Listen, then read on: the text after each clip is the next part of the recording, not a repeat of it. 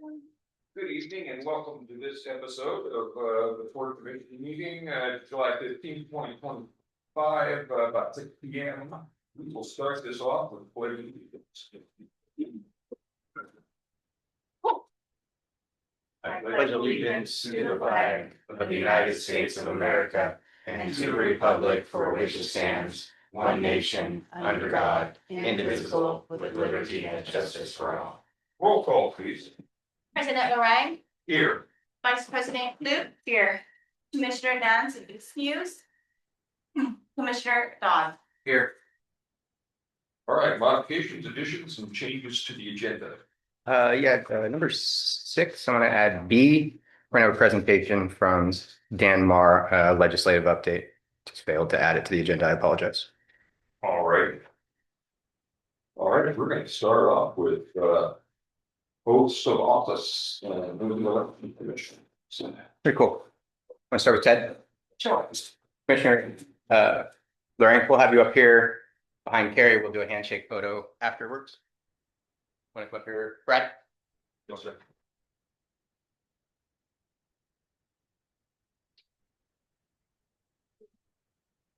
Stand behind Carrie and we'll get a picture of you shaking. Ready?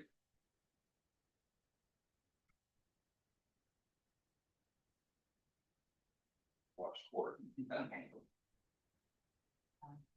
With your right hand raised, I, Ted Dodd, having been elected to the office of Commissioner of the Port of Cascade Falls, Hood River County, State of Oregon, I, Ted Dodd, having been elected to the office of the Commission of the Port Cascade Locks, Hood River County, State of Oregon, and having accepted said election and being ready to enter upon the duties of this office, and having accepted said election appointment, being ready to enter upon the duties of this office, being first duly sworn to hereby swear and affirm that I will perform the duties of the office as a Port Commissioner to the best of my ability.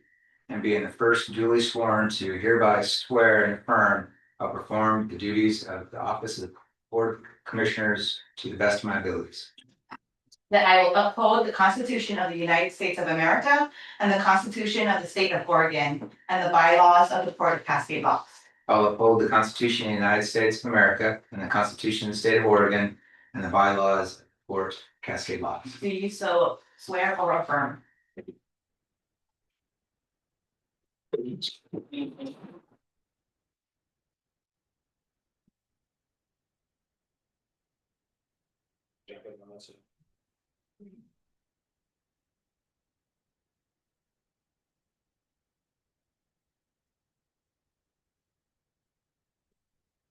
With your right hand raised, I, Travis Gann, having been elected to the office of Commissioner of the Port of Cascade Locks, Hood River County, State of Oregon, I, Travis Gann, have been elected to the office of Commissioner for Cascade Locks, Hood River County, State of Oregon, and having accepted said election and being ready to enter upon the duties of this office, and having accepted said election and being ready to enter upon the duties of this office, being first duly sworn to hereby swear and affirm that I will perform the duties of the office as a Port Commissioner to the best of my ability. being first duly sworn and to hereby swear and affirm that I will perform the duties of office as Port Commissioner to the best of my ability. That I will uphold the Constitution of the United States of America and the Constitution of the State of Oregon and the bylaws of the Port of Cascade Locks. That I will uphold the Constitution of the United States of America and the Constitution of the State of Oregon and the bylaws of the Port of Cascade Locks. Do you swear or affirm? Yes.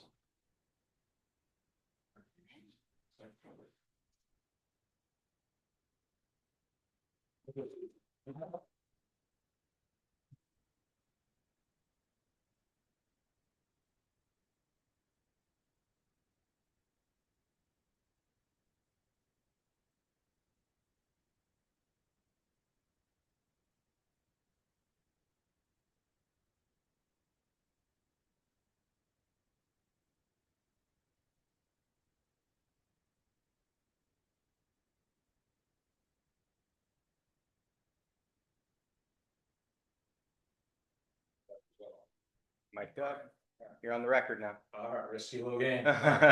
Can you, Board of Commission officers. can we update the roll call real quick to include, thank you. Want me to start all over again? No, just the one we need Okay. Commissioner Gann, Yes. here. Yeah. Perfect. Thank you.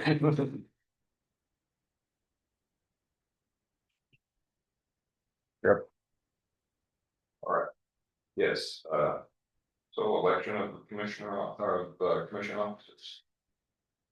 In accordance with the Port Commission Duties and Responsibilities Policy Manual, annually this commission elects 4 roles: the president, the vice president, and the secretary, as well as the treasurer. This is done by appointment. So this is done by appointment.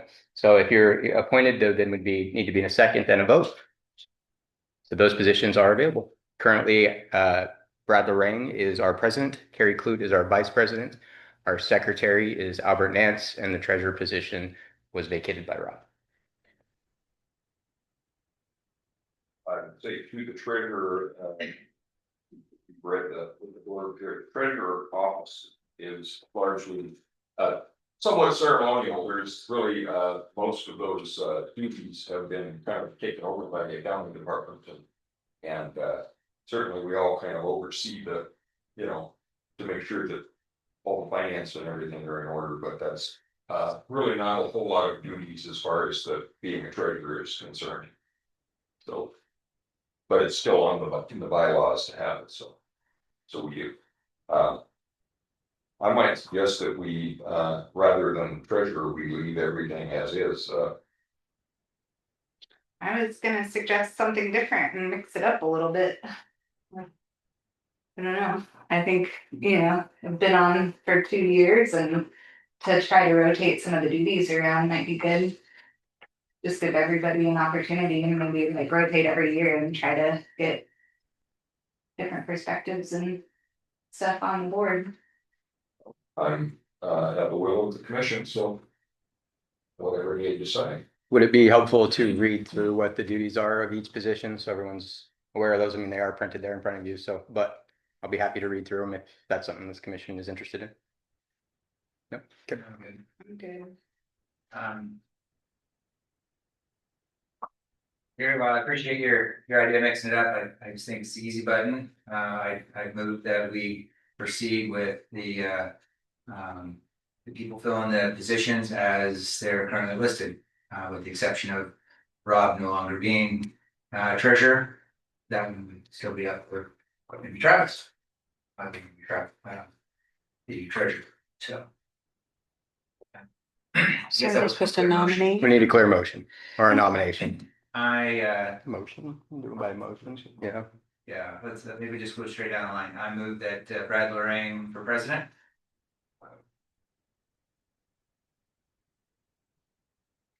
We would need a second. Yeah, I second that. Well, Yeah. You can. thanks. Okay, I'll second it. I guess All that those in favor? Aye. I I move that Carrie Clute be vice president. Second.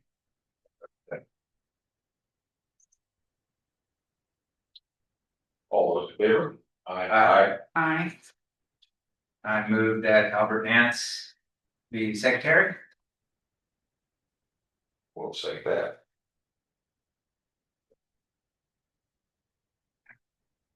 All those in favor? Aye. I And, yeah. It's Travis, what do you think about treasurer? Can I nominate you for that? Sure. You said there's not a lot to do, so. I move that Travis be nominated as treasurer.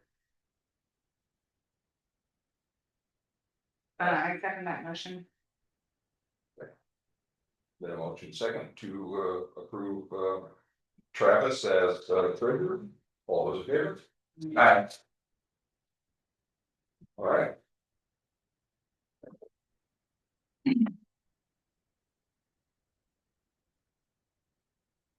That's consent agenda. Approval of minutes for commission meeting from June 17th, 2024, as well as for the budget orientation of March 19th, 2025, and for the budget meeting on April 22nd, 2025. Ratification of bills in the amount of $589,561.67. Approval of payroll for June 18th, 2025, in the amount of $36,870.02. And for July 3rd, 2025, in the amount of $41,427.90.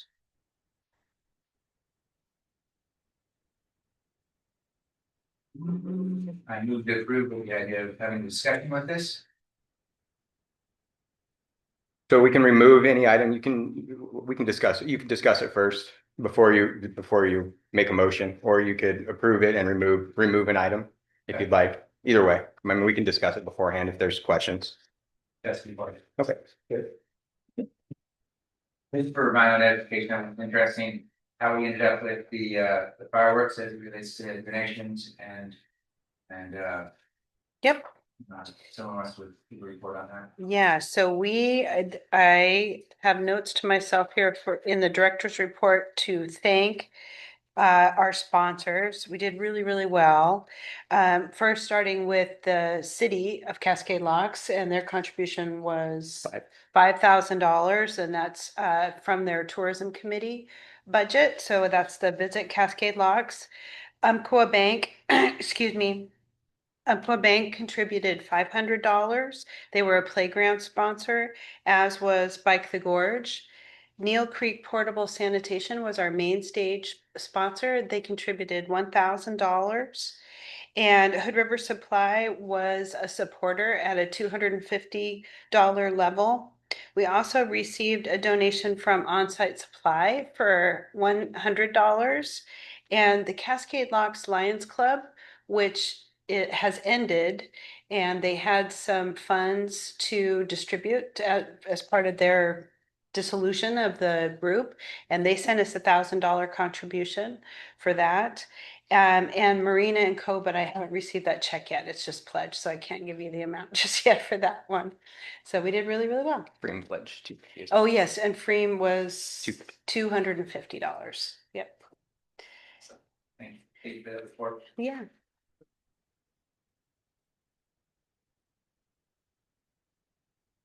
Just curious on the Marina one, is that just for 1 month of service? Marina and Co bill. Which let's see. Marina and Co. Yeah.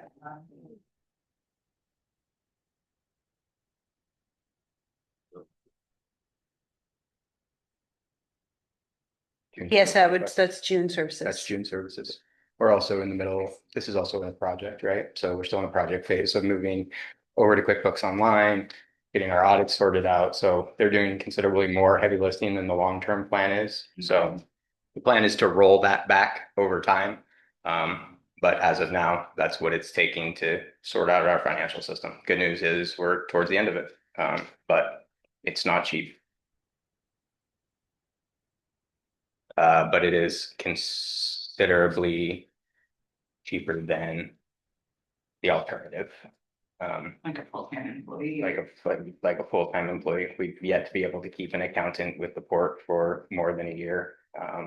And each time that person leaves, things fall apart. It has to be rebuilt. Every time we rebuild it, it gets rebuilt different. They carry over each time.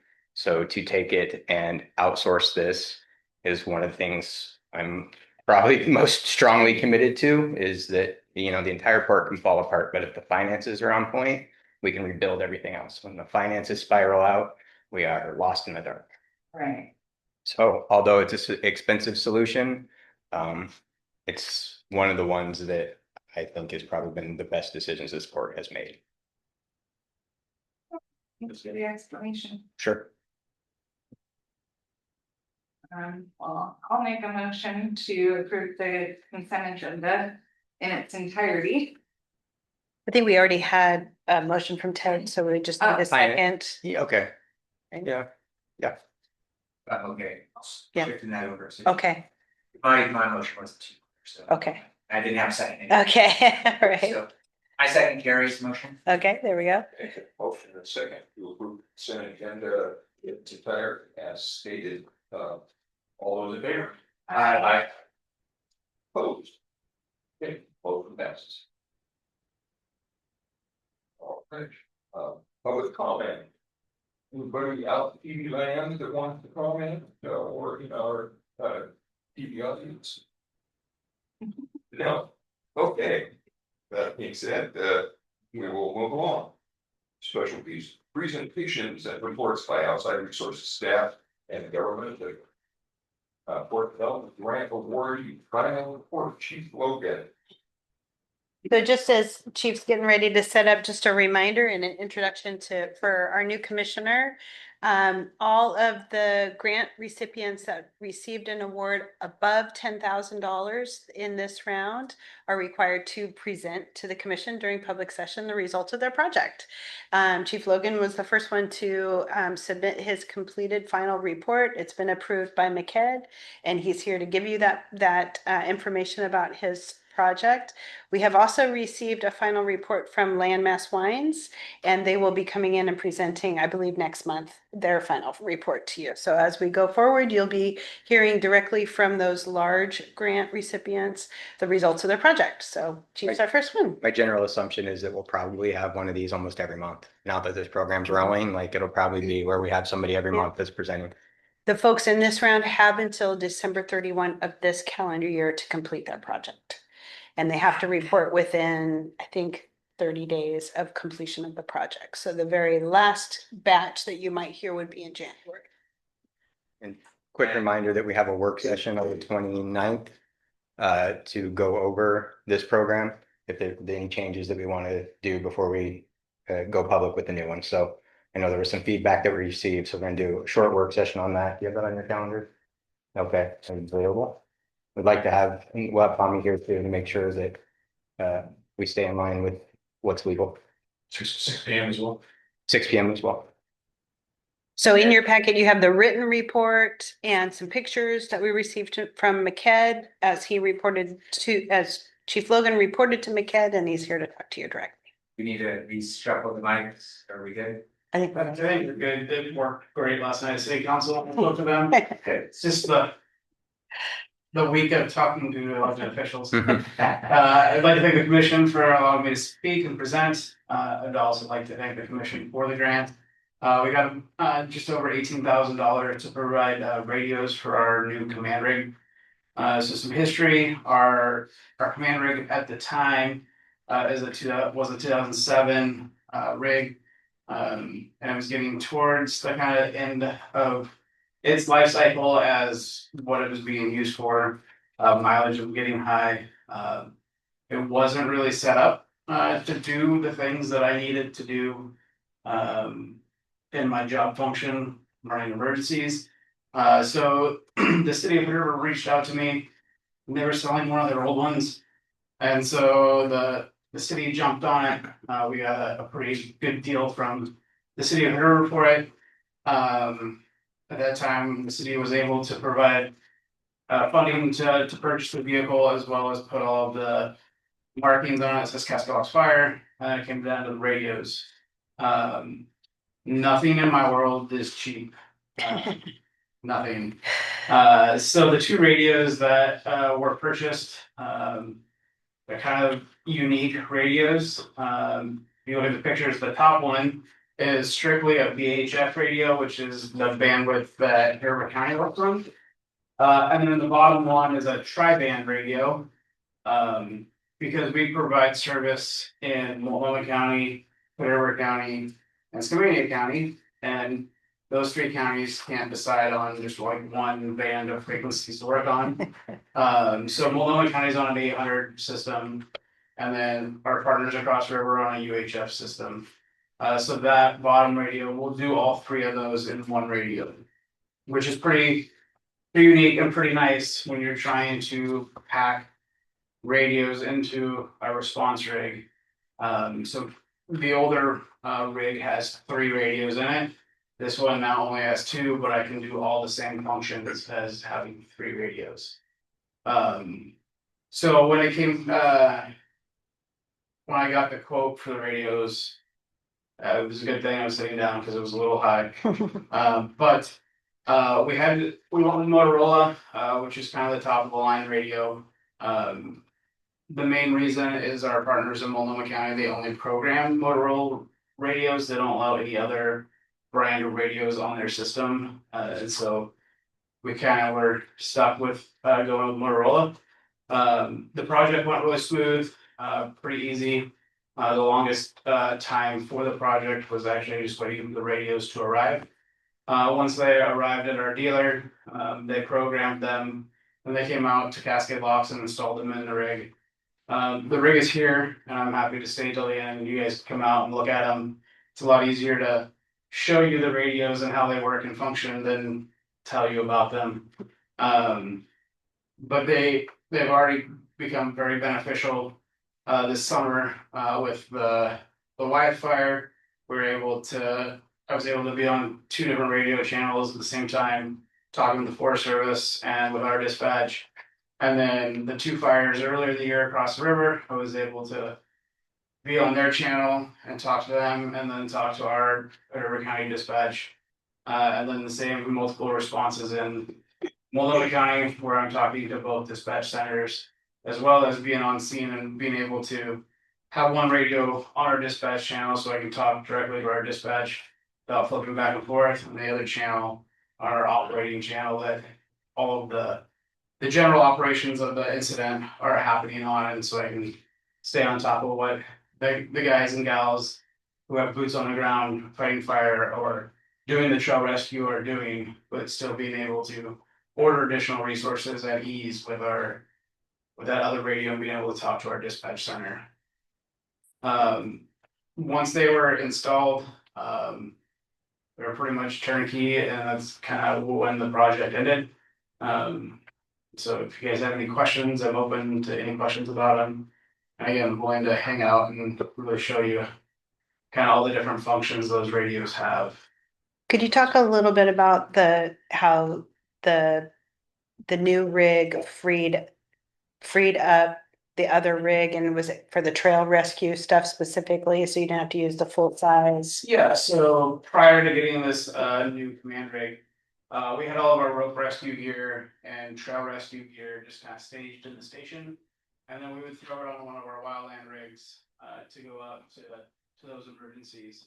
And so when we got this new command rig, it freed up that rig. And so all of our rope rescue gear, all of our trail rescue gear is loaded in that older command rig, and it's still able to respond to those emergencies.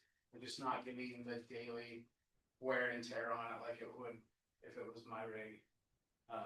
And so it has freed up 2 rigs essentially by purchasing one to be able to respond to emergencies. Now we don't have to worry about if we're on a trail rescue and we have a wildland fire of how we're going to get our wildland rig to that call. There'll be the station for additional volunteers or additional staff to utilize, and so we're able to handle more emergencies at the same time. Thank you. Yeah. Sounds like it was an investment. Yeah, I just have a couple quick questions. Does this radio purchase fulfill all the needs that you guys have for radios? Are you still needing more radios? So our radios are tricky. It fulfills all the needs for radios that are mounted in the apparatus. Our portable radios are drastically aged out, and so they're not even supported by Motorola at this point anymore. So if one of them breaks, we're gonna have to buy a brand new one. You can't buy parts for them anymore. And a new portable radio is anywhere from $1,500 to $3,000. And then we have probably 20 portable radios for just VHF, just to talk in River County. And we have a handful of each of the other bands that we work on. But we're primarily using our VHF radios. So yes, it meets most of the needs. Portable radios are another thing I need to tackle and how we're going to do that.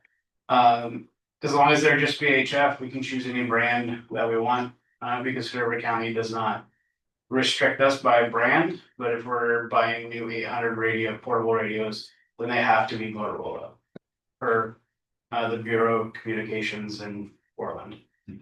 So for trail rescue specifically, for the handhelds, do you want to be on the same platform as the Forest Service guys, or is there? So for the trail rescue, we try to be on the same operating channels as our search and rescue partners. Yeah. We use VHF. Okay, And so we'll go to a SAR channel is what they call them. okay, And they don't number them. They like colors in search and rescue world. So it's SAR orange, blue, red. And so we utilize those channels quite a bit when we're on search and rescue. And that way we can talk with Pacific Northwest Search and Rescue that's coming in, or the Crag Rats. The sheriff's office has those channels. So we're able to talk to multiple people on those channels. Last question, since you covered one of my questions was Forest Service. Do you guys find that you're engaged with BPA or Bonneville Power? No, they usually, like for the wildfire, it was burning right next to the BPA lines. They sent a representative out to talk at the command post with the incident commanders, which was myself and Roland Rose from the Forest Service. And he had a trainee with him who was kind of running it, but Roland was managing him. So they came out and talked to us and said, hey, we'd like to de-energize these for you for safety for the firefighters. And we agreed that was a valuable idea. And so they de-energized and they were able to quickly reroute some power and pull some different fuses closer to Cascade Locks that would allow them to turn power back on to the city and then still have it de-energized where the fire was. Awesome. Thank you. Awesome. Well, it is a new fiscal year, so there's money in the kitty. So if you decide you're critical on those radios, please submit. Thank you. All right. Dan Marr. Yes, sir.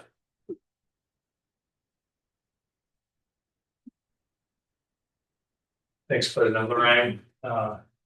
Commissioners, for the record, my name is Dan Marr. I handle government affairs for the Port of Cascade Locks. I'm just here to give you a brief legislative update and take any questions you may have about state of affairs in Oregon, Washington, DC, and beyond. So most notably, the Oregon legislative session adjourned just a couple of weeks ago for the end of June.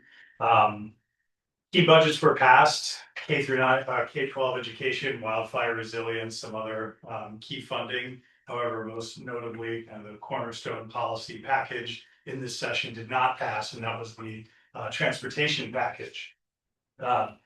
Last significant transportation funding package was passed in 2017. So these usually happen about, every 5, 8, 10 years in Oregon. So legislators had been previewing this for a couple of years now, and especially in the last year, had put a lot of effort into traveling the state, talking to communities, cities. The port was involved in one of these meetings, folks getting together and just talking about transportation system, what local needs are, and soliciting ideas for revenue raising measures. So once the session got kicked off after the first of the year, a pretty sizable package was floated that had a number of revenue measures that would have filled some pretty sizable budget deficits that ODOT was facing. The package would have generated about 1.9 billion per biennium, and would have maintained kind of a key function of how Oregon funds transportation, and it's the 50-30-20 split. So these revenues are raised at state level. 50% of that goes to the state of Oregon, 30% to the counties, 20% to the cities. And so, especially for cities and counties, that's a real big deal that they're able to access those funds and pay for their own transportation priorities. The original package had a number of mechanisms in it that would have raised revenues, an increased gas tax that would have been indexed to inflation, which is a fairly modern and novel idea. There was an EV and delivery vehicle road use charge in there, an increased vehicle transfer tax, and a number of other mechanisms that raised revenue. After a lot of negotiation, that measure passed the committee, but it failed to get a vote in the full House. This is getting on kind of toward the end of the legislative session. So it sent the committee scrambling to figure out, another fix. So a couple scaled back proposals were floated, and ultimately, a fairly skinny proposal was pitched just in the wee hours of the legislative session, and that failed to garner the votes to pass. And so the legislature gavelled out, and ODOT still has this massive funding hole. So the legislators are kind of going back to the drawing board right now and figuring out what a fix could be. In the meantime, ODOT noticed, I think it was around 800 jobs being eliminated. There are a chunk of those, about half of those are layoffs, and then there's also a number of positions that are vacant right now that won't be filled. And so it's pretty early to know exactly how it's going to impact local communities, but this is operations and maintenance funding. It's potholes, it's snow plows in the winter, and so you can believe that there's a lot of motivation in the state to get a transportation to get some sort of revenue package passed. The governor can call a special session in order to do that, and is certainly working on that right now. The rumor has it there could be a package ready for a special session as soon as Labor Day, but it just all depends on kind of the push and the pull behind the scenes. So it's still, like I said, a little early to tell exactly what that's going to be community by community with these cuts. But I'm happy reaching out to ODOT Region 1 to get a sense of what that might mean for Cascade Locks here. As far as implications for the port, we didn't have any asks in this legislative session. We got our state funding for the Bridge of the Gods project in 2024. And very glad that we decided to do it then. We were asked a few times, why don't we wait for the 2025 transportation package? That's definitely happening. So glad that we got that funding in 2024 and now we're underway. I think in terms of other, local wins, our two local legislators, Representative Helfrich and Senator Bonham, fared pretty well in this session. They were able to get funding for the Hood River Bridge. And so that was an additional 105 million over the next 3 biennium that they were able to get allocated for that. Big deal that they were able to get that. I think part of that was influenced by the state of Washington stepping up in their legislative session. The state of Washington had committed 75 million for that project, and then in this year's session that just ended in April, they allocated an additional 50, which brought Washington up to the 125 million goal for that project, and now Oregon has matched that. That still pends the governor's signature, which I think should be happening in the next couple of weeks here. One other cool local investment, Representative Helfrich and Senator Bonham also got $1 million for the city of Cascade Locks as reimbursement for their electrical transmission project that was disrupted by the Bird Creek. Project. It's big. So, I think despite a tough year for Oregon, the port's still in a good position. We're spending our study money on the Bridge of the Gods and paving the way for a match from the state of Washington. Jeremiah and I have been working to put together the Bridge of the Gods Advisory Committee that will help direct some of that work moving forward. And we hope to get those started probably end of summer or early fall. And in the meantime, we'll keep telling our story and being visible to lawmakers and showing them why our local transportation is worth the investment. Yeah. Did we ever hear back from the Oregon representative that we were considering for the Bridge of the Gods committee? Haven't heard back from them yet. Sounds good. Okay, cool. And with the failure of the transportation bill, at this point, you don't see any negative outcome for Cascade Locks or Cascade Locks? I think for the community, I think all communities around Oregon are going to feel the impacts. The ODOT positions that are lost are really these like core functions. It's who's painting stripes on the highway and filling potholes and manning the way station. So it's just a matter of time to kind of see what those positions are that are eliminated, and then really wrapping our minds around what that's going to mean once the snow starts to fly. There's half the snowplow drivers available that there were last winter. My hope is that before we really feel those impacts, the legislature will get called back into a special session and they'll find a revenue patch to refill those jobs. But we'll see. Thank you. Any other questions? Any other initiatives that you're pursuing for us? Any other- This is really the focus right now.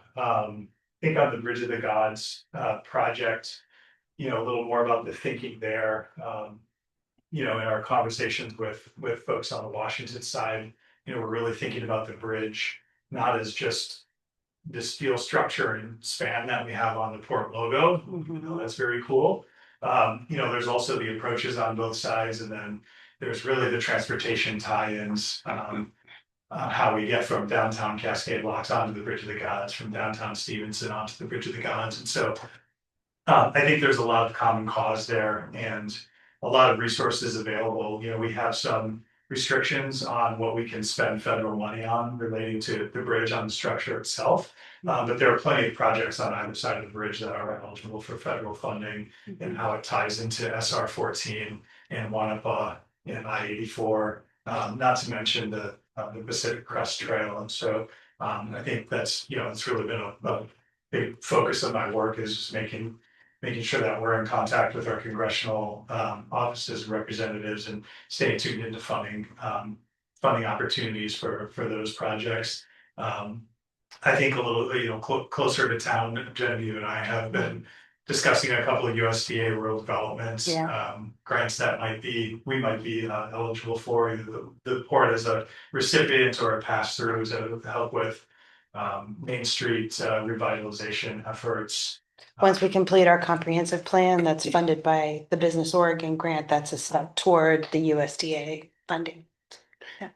And Dan can generally be helpful in those situations when we know that we have a grant that's out there being reviewed, that Dan's usually in the right room with the right people who, can see those things come across their desk or can encourage people to look at things that come across their desk. So we'll start to see his value there as we go out for some of those larger grants. We've also spent the last couple of years, and I think I've said this before, but worth mentioning, sort of reintroducing the Port of Cascade Locks to our partners at the legislative level. So Dan's been pretty instrumental in sort of introducing a new vision for Cascade Locks to those folks. And I think we've done a good job at that.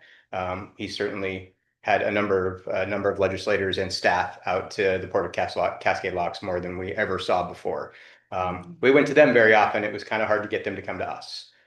So he's been setting up those meetings. We also were in sort of a valuable position, like he said, to get our funding in 2024, which led this year to not have an ask, which is amazingly easy to get people to come visit you when you don't have anything to ask for. Let me just show you the good stuff, right? And say thank you. So we've had a really good year of being able to have people out, show them the good work that we're doing, thank them for the efforts they've put towards the bridge. We really will start to, and I think I've talked to this commission before, we really will start to re-engage back at the federal level in this coming up here in February. It's something that this port has always done really well at. We've always punched above our weight, and we will continue to do so. I think the cooling off period was probably the right move for us. But we also hired Dan because of Dan's experience at the federal level. So I don't know if anybody remembers, but we sent Dan back to DC last year in order to keep some of those relationships warm. We didn't go back with a particular ask, but we went back to say, thank you. This is what the Port of Cascade Locks is doing. We'll be back to see you guys soon. So when these staff members come and see us, and all of a sudden we pop up in Washington, DC, like it's an instant like reconnection. Like they're like, oh, okay, I came in and saw you, and now you're seeing me here in DC. And same thing happens when we go and see Helfrich or Bonham in Salem, right? They've come out and seen us a couple times, then all of a sudden we pop in with them, and we're in their office. And so that's a lot of what Dan does, is keeps those conversations and connections in place. Just something that I don't have the experience or time for. All right. So very regularly, Dan is, hey, this meeting's on Wednesday. This is the stuff they're interested in. This is the things that they've worked on.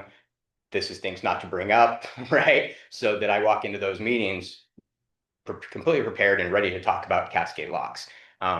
And they don't know that, Dan spent the last 2 hours sort of prepping me on that. So it puts me in a very good position to just go in there and sell Cascade Locks and keep that relationship warm. we're going to have the benefit of having a legislator out here to visit us later in July. And Dan has handled every part of that piece of that visit to Cascade Locks, from who they're meeting with, what time they're going to meet, where they're going to meet. And that's just not something that you see typically handed over to just anybody. So his experience is pretty incredible, and will start to sort of build here as we re-engage at the federal level.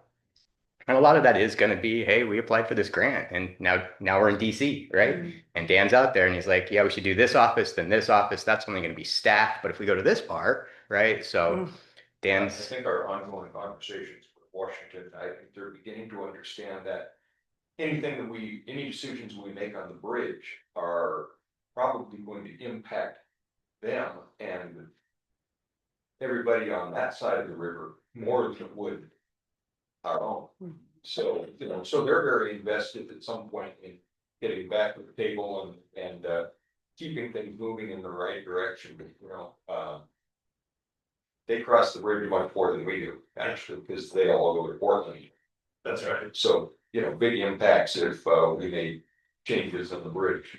That's right. And there's a lot that can be done too outside of legislative session. I mean, that's where the ask happens. That's where the money gets allocated. But, really, especially in a situation like this, that starts in the County Commissioner's office. It starts in the, in the Stevenson City Hall, and just building those local relationships and really starting to understand what keeps them up at night. Yeah. What is it about SR14? What about the time with the Bridge of the Gods? What are those high crash corridors or other issues that you have?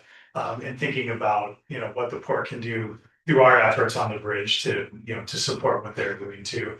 And then when it comes time for us to, to make that new ask to the Washington legislature, it's not coming as a surprise. There's kind of the stakeholder engagement partnership piece of that is already in place, and our lawmakers on the Washington side know what it is we're looking for and the why behind it, and can help us, pursue that. I mean, there's obviously no sure things in the legislatures, even less of a sure thing when you're an Oregonian asking the Washington legislature for something. Right. But we're doing the work now to get that ask set up. It's time. But if you all have any questions along the way, or see federal resources or state resources that you think we should be chasing down, whether you think shot at or not, certainly give me a call, shoot me a text, or send me an email, and I'm always happy to look into those kinds of things. And then one question, I don't know which you're reminded or the end, as it relates to GAN services, is it shared with the city of, is your services shared across Port of Cascade Locks and the city of Cascade Locks, or are you primarily just there? So Dan works directly for the Port of Cascade Locks. Okay. There are times when there are things that I believe to be advantageous to the port that I ask him to be a part of or weigh in on, have conversations with. He certainly is in contact with the mayor of Cascade Locks. He's in contact with Jordan. He keeps those relationships warm. They've discussed using Dan. I think there's some times where we could run into conflicts of interest that would be difficult for him to navigate. Certainly he's more than welcome to go to work for them anytime he wants to, right? He's welcome to do that, but it's not something where we go, hey, let us stick Dan on this for you. Typically. Example maybe being like to find the funding for the water treatment upgrades needed because it's going to benefit us. Right. That would be an example of where, yes, we would probably get involved with that because it's going to help frame, which ultimately helps economic development, which ultimately, so the city by association would benefit for that. One example though, where Dan did get involved when we were talking about the school potentially closing up, right? And things got a little bit warm around that. This commission took a position on we shouldn't close the elementary school. We shouldn't go to blended classes. We asked Dan to engage a little bit in that. That was something that for me was a little outside of what I would consider our main mission or main goal. So I got delegation from you guys to do that, direction from you guys to do that, and that's something we engaged him in. So there are times where we see things that are really outside of Dan's doing this for the port, but hey, we'd like you to speak up on this, but not a lot. Not a lot. Kind of another kind of a joint thing would be bicycle safety. Right. Doing a campground out there, allow people to bike safely into downtown. So it would be benefit of the park and the property out that way, but I mean, there's certainly, times that, I mean, Dan's also in the right rooms with the right people on most days, right? And so he's typically talking about anything that's good for Cascade Locks and anything that's good for the gorge. Funding for no horn zones. Yeah, I mean, Trust me, quiet zones are a Quiet zone. yeah. big fan. We have them in town and they go right near our campground idea, so. Yeah. I feel like And a lot of my work and Dan's work in the next calendar year is developing, really organizing information from the ground up. There's so much change, especially in the federal arena right now on the funding side. And there's so much money that is sort of passes through the state that is initially a federal source, that it's going to be important for us to be able to talk about how that funding not being there anymore is affecting the citizens, your constituents in Cascade Locks. And you folks are the ones who are going to hear that most directly. And so it helps us if we can, I'll never forget a meeting that we had with Greg Walden where he was saying, your job is to give me something I can use. Give me good information, give me good data, and that we can turn into legislation that will help your community. And so much of this work is sort of gathering this data and gathering these, preparing these need statements for the grant programs later. But there's so much study that goes into that for months before we actually are ready to submit. And so amid all of this change and funding that FEMA, for example, I know that the city council talked about the local impact of FEMA funding and how that federal source was passed through multiple different state agencies, then that state funding is no longer there anymore for a local project. So it's important for us to keep record of those sorts of things of, we have a need that was formerly met by an original federal funding source through the state that's not available to the state anymore and therefore not available to us anymore. So how can we meet that community need? And so it's a lot of organizing information and statistics at this point too. So obviously, this makes it very clear that Genevieve and Dan were a great find and are partnering really well with the port and the restructuring of the port that happened a couple of years ago with the new commissioners and everything is getting a lot of fruit. But we need to know what you're hearing from your constituents as the electeds too. So let us know so we can include that information. Very educational. Yeah. Thank you. Yeah. Thank you. Thanks, Jeff. Thank you.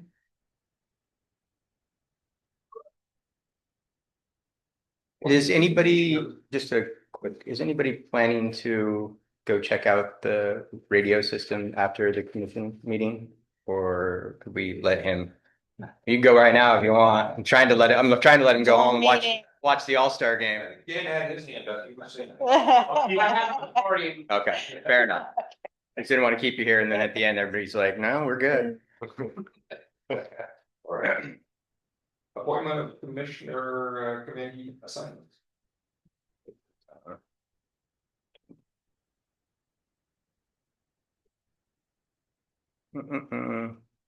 So we have a number of committees that commissioners sit on and also appointed to sit on outside committees to represent the port as well. Most of those are filled at this time, but just as we do our leadership, we redo these as well. One that is, I guess we can go through here. Bridge of the Gods Advisory Committee. Well, let's start with the Bridge of the Advisory Committee. So that's one that currently a position that one that isn't filled. We started that in the 2020 in the fall of 2020 when there was a repair that needed to be done on the bridge. We got some information back from ODOT. We weren't sure how long the repair was going to take. We weren't sure exactly. We knew it was going to load limit the bridge for a short period of time. If you go back to 2013 when that happened, the bridge was load limited for a considerable amount of time. The Washington side got very excited about that and the impacts that was going to make to the Washington side of the bridge. So when this happened in the 2021, we jumped on it very quickly and we're like, hey, let's get a committee from both sides of the water that can be advised on everything that's happening on this project. And so by the time we got that committee together, I think we only met once or twice because the project only wound up taking about 30 days, which was awesome. So it was load limited for a very short period of time. Bridges, as you guys kind of know, when nothing's happening, nothing's happening. We don't talk about the whole bridge a lot. We are right now because we're spending $6 million on it, but we can go quite a long time without talking about the bridge because if nothing's happening, nothing's happening. So with the $6 million, as we were meeting with legislators, we had some discussions about, hey, it would be great to have a letter of support to send back to get this $6 million. Some of those letters of support and some of those conversations we had included, you're going to continue to keep up the Bridge of the Gods committee. Is that correct? And we're like, yeah, of course. Why wouldn't we? It doesn't make sense not to have it. And so now that we've gotten some data back on the $6 million, we have some things to report. They are an advisory committee, so they can make recommendations to the commission. This is a Port of Cascade Locks Bridge, so all they can do is make a recommendation. I have 3 folks from Washington that Dan and I have met with that are going to be interested in being on that committee. Kevin Waters, what's Asa's last? What is it? Asa Leckie, who's county commissioner, and then Wesley Wooten, who is the new city administrator for the Port of Stevenson. All 3 of them have said they are available and would like to sit on that. So we would need the commission to appoint those folks, or if you choose not to, we'll go out and find some other folks from Washington. Kevin Waters was obviously instrumental and supportive in getting the $6 million for us. He was definitely a big cheerleader for the bridge in Washington. Ace has been involved since he's been elected there. The new city administrator, Wesley's a bit new to it all, but also a way for us to connect with another agency there. So we would look to appoint to that committee. That's the only one that I have on here that's actually new. And we have 3 from the Oregon side. One who we've reached out to, he hasn't responded yet. We'll sort of wait on that. Then we could do 2 more, which would be either 2 commissioners or a commissioner and someone from the city, or a commissioner and someone from the county. I can leave that, and that's going to be a bit up to you guys. I mean, these are all your appointments or all your guys' positions to appoint to. You could come back and say, hey, Kim from Washington side, who I know over there would be great. I'd rather appoint her. So these are all your appointments to make. We've just gone out and warmed up the Washington side with some people that we think would be interested in doing it. From the Oregon side, that's really up to you guys. Can't have more than 2 commissioners on it. And there maybe is some value in having just 1 commissioner and then having someone from the county and someone from the city, or some potentially one of our state reps or someone like that as well. So a bit up to you guys on that, but definitely would want to appoint the Washington side and then at least 1 commissioner, if not 2. This entails basically hearing very much the same information that you hear from David McCurry when he presents to this. But there'll probably be some more discussion. Washington's going to have some interesting things to say and some interesting perspectives. So the conversations could be different. The information they receive certainly won't be different. But their perspective on it could be different. It's going to meet quarterly and it'll likely be a Zoom meeting. Kevin can definitely be hard to pin down.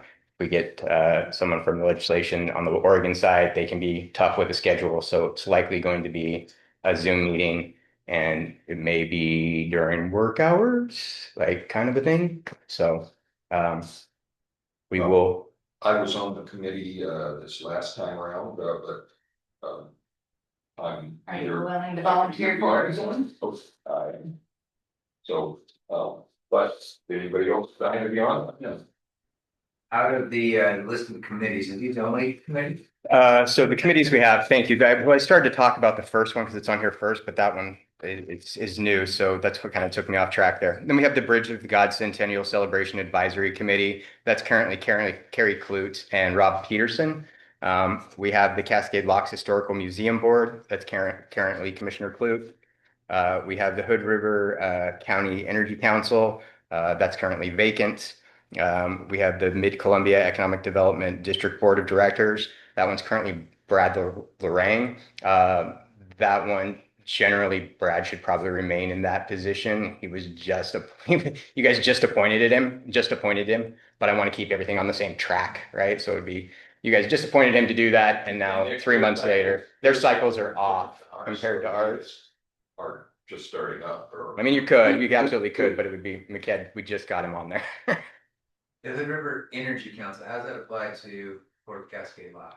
Sure. So the Energy Council is part of McKed, and they have it's an energy plan. Yeah, the Hood River County has an energy plan that all the different jurisdictions kind of signed on to, including the Port of Cascade Locks. And part of what we pledged was a member to serve on the committee to advise their tasks and you know, it's quarterly. Typically, what we see most coming from McKed is information on available grants that we would be uh, open to or available could win, could potentially apply to one of our projects. You know, we start talking about a campground, they're going to start talking about car chargers. They're going to start showing us money where we maybe hadn't thought to look. They also will partner with us and sign letters of support. We're fairly advanced in having a separate energy plan. That's not something that most communities have. So our engagement with that has been back or forth. The previous commission didn't engage with it much. We did have a vacancy there for quite a while. So we're just now sort of re-engaging with that. And Albert, Albert if there was any committee you would be interested in, that may be one. So Albert was interested in that. Oppose it. It sounds like that easy. Unique opportunity. So really, if we want to start on page 25, we have some recommended or commission options or recommended motions. So first one starts with the Bridge of the Gods. So I have the Washington folks on there where we need to appoint them, and then we could work to appoint.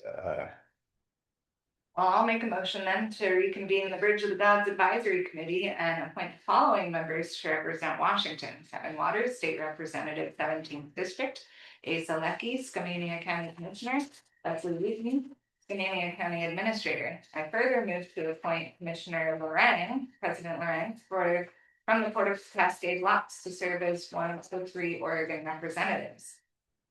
Committee will meet quarterly to receive project updates and provide input and recommendations to the commission.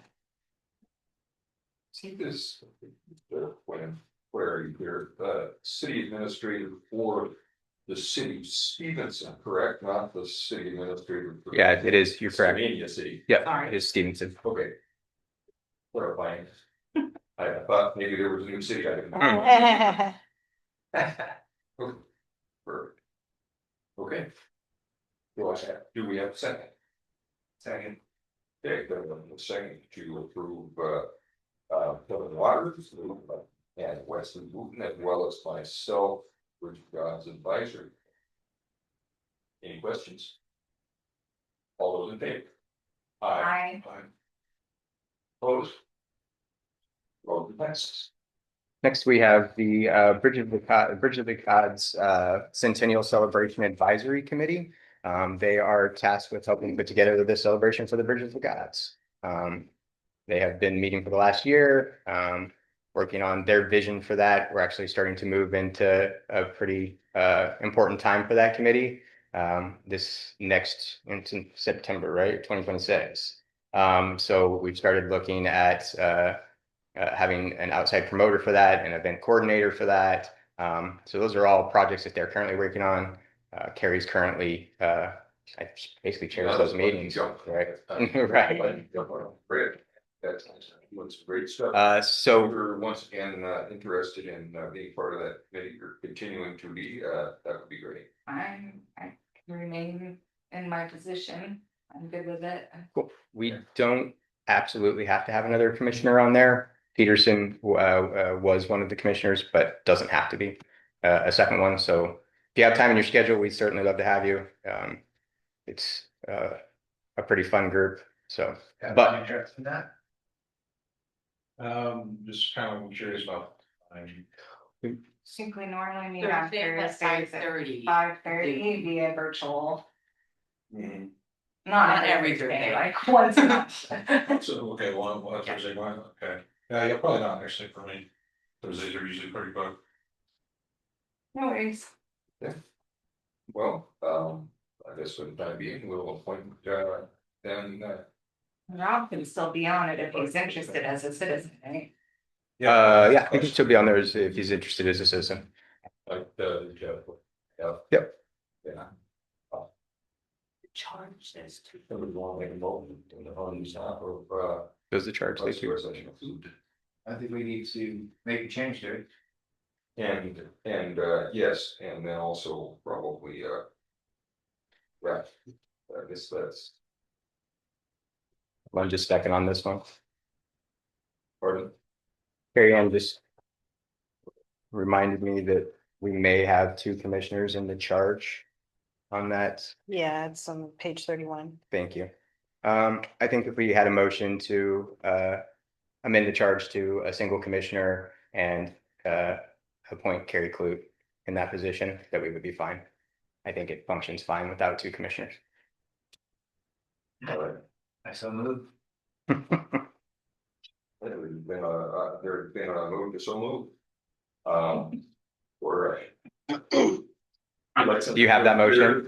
So the motion is, the motion is To to, amend the charge to one commissioner, correct. and then Ed moved it, or, yes.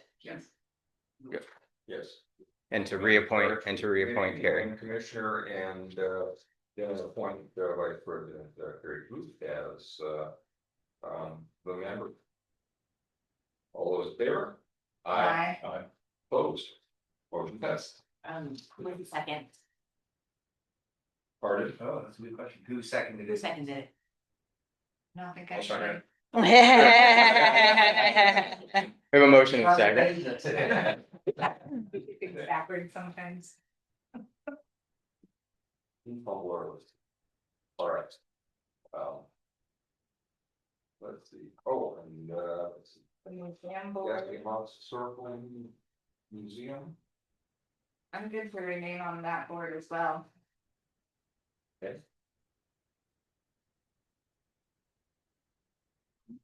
There's no changes or change? Just need a motion to appoint her. Motion to appoint.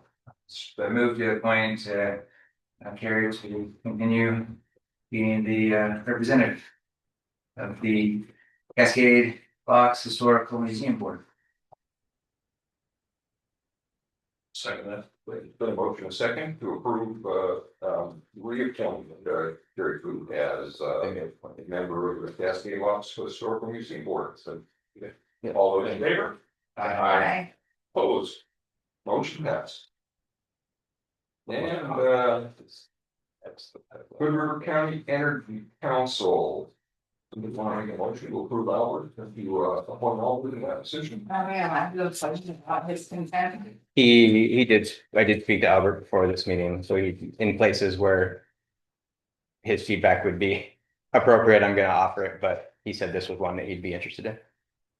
All right, I'll make a motion to appoint Albert to the Hood River County Energy Council organization. Second. Okay, open second to approve Albert as the Hood River County, Energy Council representative. All those in favor? Aye. Opposed? Motion passes. Okay, Mid-Columbia, that's Mid-Columbia Economic Development, no change there, correct? Because I'm still on it. Do we need to reaffirm that For to which one? Jessica for McCad? We McCad. don't need to reaffirm that. Let's do it just to, so that we get on the cycle. Okay, perfect. I make a motion to keep Brad Lorang appointed to the McCad Board of Just McCad. Mid-Columbia Economic Development District. District, thank you. We have a second. Oh, second. Okay, motion and a second. That moves me, don't see Economic Development, I guess, the word is perfect. All in favor? Aye. Motion passes. Okay, discussion. Training. I'll have all that in July. Get all those, we're slowly getting our calendar put together where we go, well, what do we do in July? What do we do in? So it's nice to get each one of these in a consistent manner. So I appreciate you guys doing that, even though it feels a little redundant. Yeah, so commissioner training. You want to take that, Carrie? Yeah. Oh. Steven. Yeah, I'm just Steven. 52. Commissioner training. So objective P of the Port's strategic business plan highlights the importance of continuous learning and professional development of commissioner members. The objective emphasizes annual training on port operations, initiatives, and programs to enhance internal knowledge, expertise. It also supports commissioner attendance at conference meetings, events, strengthen the port's network, partnership, and overall professional growth. Below is a preliminary list of conference opportunities for the commission to review. So these are, most of these are SDAO, Which Oregon is, Ethics. Oregon Ethics. Special District Association. And also the Oregon Ethics Board. So some of these, our members have, I think a lot of you have already taken some of these through SDAO because they offer them as well. I would say, Ted, we kind of threw you to the wolves right in the beginning. We've missed a lot of your new elected official training. So there are definitely some in here, and I get a little discount on our insurance if you guys do them. So there's definitely ones on here we would like you guys to attend. This is basically a discussion of those. I don't know that all of the commissioners that have already taken these would need to retake them. If there's some that you'd like to brush up on, we certainly can help with that and get you scheduled for those. The other piece of that, if you turn to page 54, is our conferences that we have this year.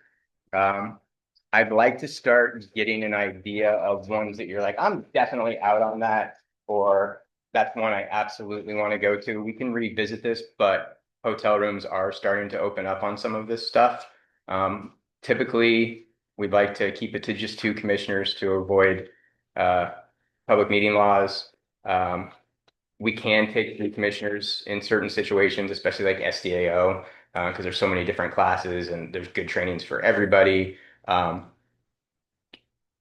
If there's ones that people can say, hey, right now I'm completely out on that one, it just doesn't fit because I'm on vacation, or that's absolutely one I want to attend, it would be good for us to have that discussion now. We're kind of always grasping at straws right at the end, and Carrie Ann's beating her head against the wall with hotel rooms and hotels booking out, and then we can't stay together.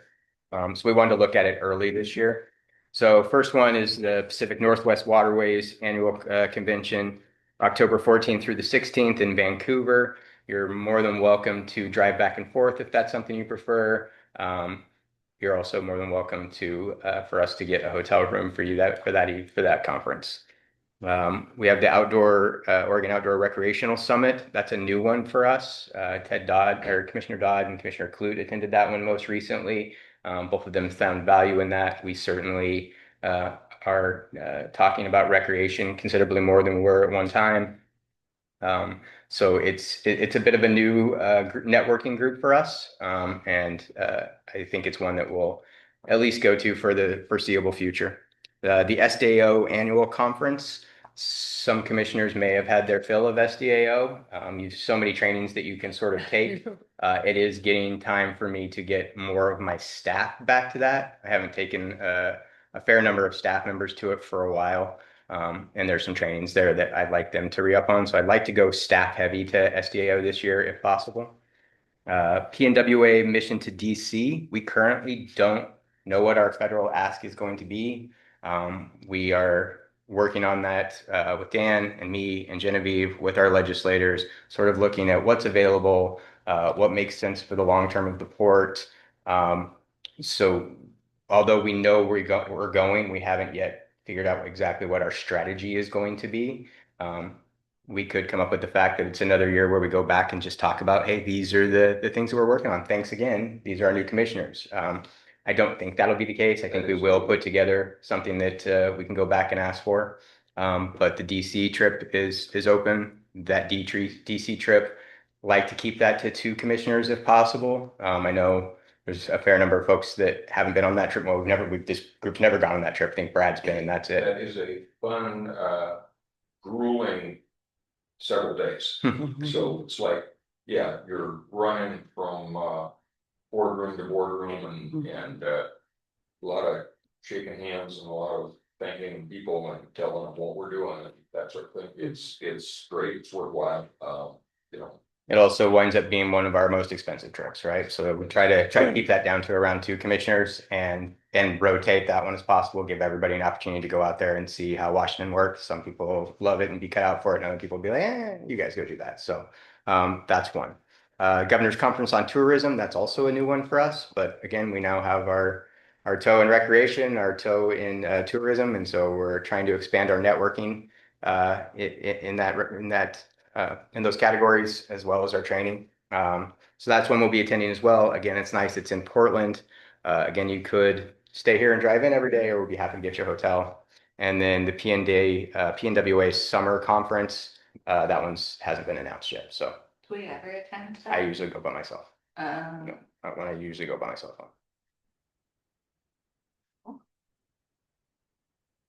Well, kind of, you kind of under the schedule, certainly, you know, always love going to DC, but want to leave it open to you guys to, go as well, or instead, you know. As far as those trainings go, Yeah, one comment, just don't overlook the OGC Public Meetings Law training. There's the 2023 session that's now a requirement that every commissioner to take that kind of training at least once during a term. Yeah. And it's not a personal obligation, so if the staff never say anything about it, it's still an obligation, it's something you have to do. And so try to find a time to. we'll have Carrie, that we've already attended. And No, I think Ted definitely has. It's pretty new. I went through most of all those trainings. I just want to Yeah, like, he was good. I felt like 20 trainings when I first. got Yeah, it on was a board. lot. Yeah, just the distinction is there's a lot of trainings about Oh, these are all. board trainings and public meetings and other stuff. Mhm. This is a very particular training that's required by statute for everyone to take at least once during each of their terms on public meetings laws. So as you find them, make sure it satisfies that requirement. And that's this one. That's So thank you, there's a lot of dates on that one. Yeah, Yeah. exactly. So Which one is it? pick one. That first one, the OGC public meetings law training. And yeah, so they have a lot of them. They try to make it easy for you. Is there a way to look back on what we've attended in the past? I think you did some SDAO ones. I did a bunch on SDAO. Yeah, and I don't know that when you did that, SDAO had it certified, because they have to have theirs certified by you. I'll look into that. I'll find out if they are certified, those meetings that we attend. Um, Do you know they aren't? Tommy's term is great. They were offering it, but they've always stipulated that it wasn't approved by the ethics yet. Oh, great. So we still gotta take them over.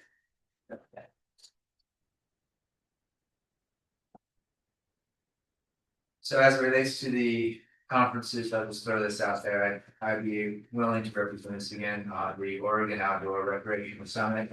November 6th, we be paid. I can probably make that work. I'm basically open for any of those. I always enjoy the PNWA one. We some of the ones that are closer to home, we take a little bigger group with. I mean, we try never to have more than two, but we've also been at this a while, and we know what to talk about when there's three of us and what not to talk about. So the closer ones to home, we try. We can get away from only having two sometimes. The SDAO one would be nice because it's in Seaside, but makes it slightly more interesting. Remind. I definitely can't take that, do that with the conflict. The SD. I haven't booked any travel yet, so if I sign up for something, I'll make sure to book around it. My fault that it is, not yours. So I'd probably do the PNWA conference, or convention. And then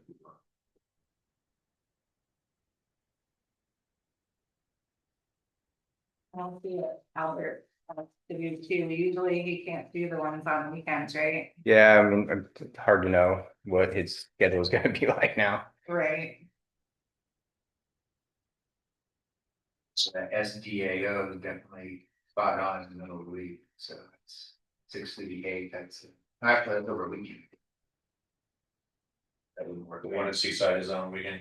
That is. Yeah, usually goes like Yeah, Thursday, that is- Sunday. That would not work, Albert. Oh, it's the March 9th through 11th. That was the tourism conference was during the week last time, so he was able to attend. And that's also during the week again, March 9th. There's He can be our back to the representative. representative. So maybe. Yeah, I'll see if Albert's available for that one. And again, there's no pressure to attend these. Staff are gonna attend in your place if not. So it isn't as if I don't get commission involvement that it's, it's going to the wayside. We will go, we'll report back on it. We'll maintain our presence at those conferences. Yeah. You guys already But committed tremendous large amount of your life to if this the way you organization. have to So decide, you might get a sucky room. it does happen. Yeah, for PNWA this year. That's- instead of the offsite hotel, but- Fingers crossed. That's why we're kind of getting after with some of this So stuff. that's in the middle of the week. You have to do it the day that they open them, because everybody Jump. jumps on it, yeah. Right? That one was Brad. Not that the other was bad or anything. But it is nice to be on this Like, thing. Yeah, Yeah. you need to take a break, you can run back to your Yeah. room real quick. Okay, I think this at least gives me a general sense. I don't have any conference here that nobody said they weren't interested in attending. No one really jumped up on mission to DC yet, but I understand that's a much bigger deal. So maybe we wait till Albert's back in the room on this one, and maybe we figure out what our ask is that Yeah. we're gonna send you guys back to DC to talk about, right? So we'll make sure, but keep in mind that is a trip that's gonna happen. We'll continue to keep you guys up to date on, what our discussion points are when we go back there. Make sure those are the things you want to discuss when we go back. Part there. of NWA always has, oh, I'm sorry, go ahead. I was just saying, if there isn't a big ask this year, would it make sense to just send Dan again? Yes. By Yeah. himself? Yes. Instead of sending him 100%. to save some money. 100%. Mhm. I mean, as much fun as going to DC could be. Yeah. That would be definitely a conversation. Do we send some, and then Dan would probably have an opinion about that too, right? I mean, whether it makes sense to send some folks back there if they're just saying hello and thank you to get the experience of it and to keep that relationship warm and to see some faces. They do like seeing faces out there in DC from the local constituents. It means a lot when we show up and we're like, hey, we came to you. But yeah, it's not cheap. It's not a cheap trip. So certainly something we can discuss. As we work towards whatever that ask is, we'll certainly come to this commission and be like, this is what we think the ask is. Is this what you guys want to ask for? So this won't be something that we come up with as much as it's something that we'll discuss our best strategy with Dan, bring that to you guys and see if it's something you guys are interested in spending enough money to go back to DC and do.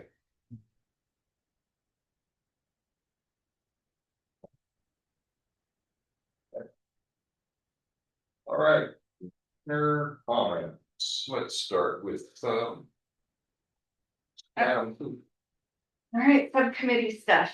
For the Bridge of the Gods Centennial Celebration, we're looking at potentially hiring Jason Markunis. We need to get our lunch date rescheduled with him.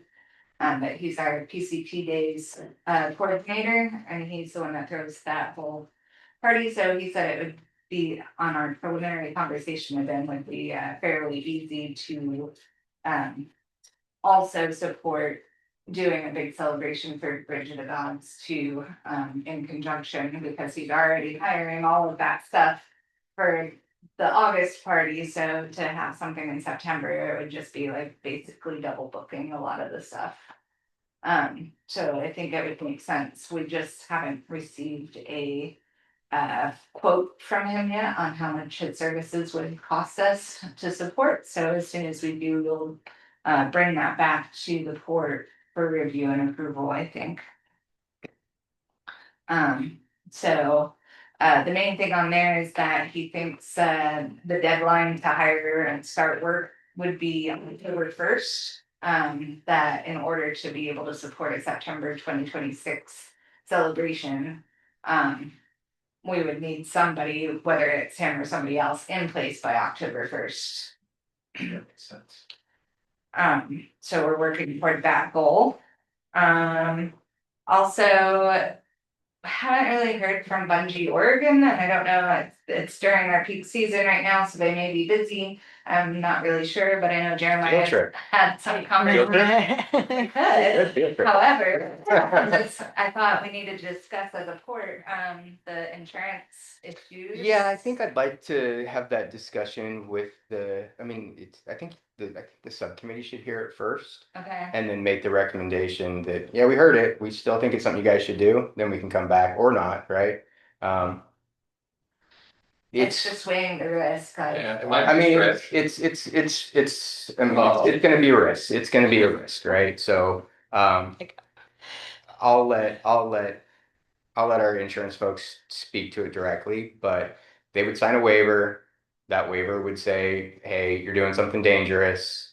And if something were to happen, you can't sue Bungee, Oregon. We would be listed as an additionally insured or whatever the case would be. Someone's going to get hurt. They're going to say, well, I'm going to sue somebody who's worth more, Bungee, Oregon or the Port of Cascade Locks, and we'll get sued. Would we win or lose the suit? No telling, but we're going to get sued. And getting sued is expensive no matter what. There are a lot of things got to go wrong there in order for that to happen, but it's definitely a high risk activity. There's definitely things that will be in place to protect us, but we have to know. I mean, there's not the research to find out how much, like the percentage of actual injuries that happen from that too, like to see what the actual risk is. I think it's going to go down as a high risk activity, regardless. But we are in that position all the time. Like we're in that position all the time. We attempt to cover ourselves the very best we can. You can't stop somebody from suing you. Getting sued, even with a claim that is ridiculous, still costs money. So if we want to be, if we're okay knowing that going into it, then we should move forward with it. Tommy seems to have. He does. I love bungee jumping. You guys just pulling her leg, right? I've never done. But I'll let insurance weigh in on that. I'm sure when they weigh in on it, Tommy will probably have some things to weigh on it as well. So maybe plan to have our insurance person attend one of our meetings in the near future. Yes. Maybe let's get a hold of Bungee, Oregon first to make sure. Kind of where I've been. I'm like, boy, where's Bungee, Oregon? So right. I did try to call and I got the voicemail. Yeah, same. All right. Maybe we just take a field trip. I'm down for a field trip. Although I think there's a really big fire down there right now. Oh, okay.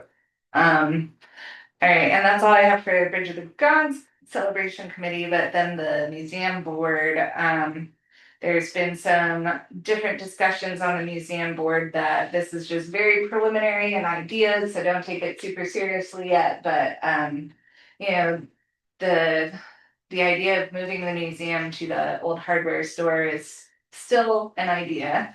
But another idea kind of popped up to possibly build a brand new building down at the port where the stern wheeler is going to be, where it can have a big, or the American Cruise Lines, where it can have a big visitor center, gift shop, coffee shop, and then, we can have additional, like farmers markets and stuff on the weekends near there, and it would just be a gathering spot for the cruise people to come through, and it would drive traffic through the museum, and it would be a bigger partnership with the local tribes to be able to have tribal displays of historical as well as more exhibits on the Bridge of the Gods, the locks, just a bigger, better museum. So it's just an idea. There is some exploratory grants available. I think we already passed the deadline for the one grant though. I think she applied for it. Did So she came to us and she was like, hey, I was thinking about applying for this.